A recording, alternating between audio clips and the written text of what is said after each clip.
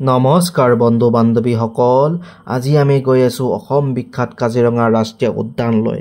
আমাৰ যাত্ৰা আৰম্ভ হৈছে কামপুৰৰ পৰা। আমি গৈ আহি পালো জখলাবান্দা নামৰ এখন ঠাইত আৰু আমি ইয়াতে ৰাতিপুৱাৰ লঘু আহাৰ গ্ৰহণ কৰিলো। আমি খালো গৰম পৰঠাৰ সৈতে বিভিন্ন ধৰণৰ ভাজি আৰু চব্জি। খাই ইমান বেছি সোৱাদ নাপালো। খাদ্যখিনি একেবাৰে বেয়া, একেবাৰে সোৱাদ নাই, ল' কোৱালিটিৰ।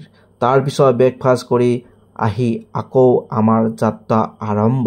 কি সুন্দৰ ঠাই, চাৰিওফালে গছ-গছনিৰে ভৰা, সেউজীয়া গছ-গছনি।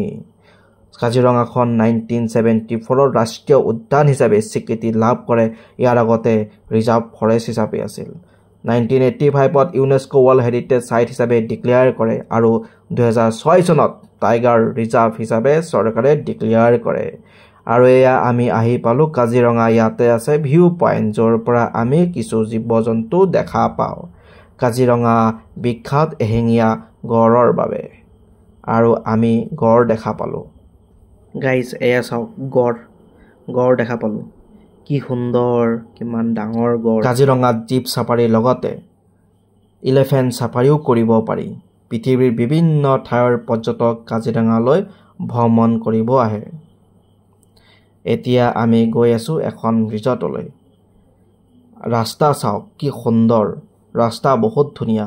আৰু লাহে আমি আহি পালোঁ সেইখন ৰিজৰ্ট য'ত আমি আহিব বিচাৰিছিলোঁ, মাণ্ডু ৰিজৰ্ট আৰু লৰা ৰিজৰ্ট। কি সুন্দৰ বগেনভেলিয়া ফুল ফুলি আছে। আমি ভাত পানী খাব লাগে, বহুত দেৰি হ'ল। মাইহাং হোটেলত গ'লোঁ, ভেজ থালি অৰ্ডাৰ কৰিলোঁ, নিৰামিষ ভাত খালোঁ। বিভিন্ন ধৰণৰ ভাজি দালিৰ লগতে পাপৰ চব্জি দিলে। খাদ্যখিনি বৰ ভাল পালোঁ, বৰ সোৱাদ পালোঁ। খাদ্যখিনি খাই বৰ সোৱাদ পালোঁ। নিৰামিষ খাদ্য খালোঁ, কিন্তু বৰ সোৱাদ পালোঁ। আপোনালোকে কাজিৰঙালৈ আহিব ফুৰিব।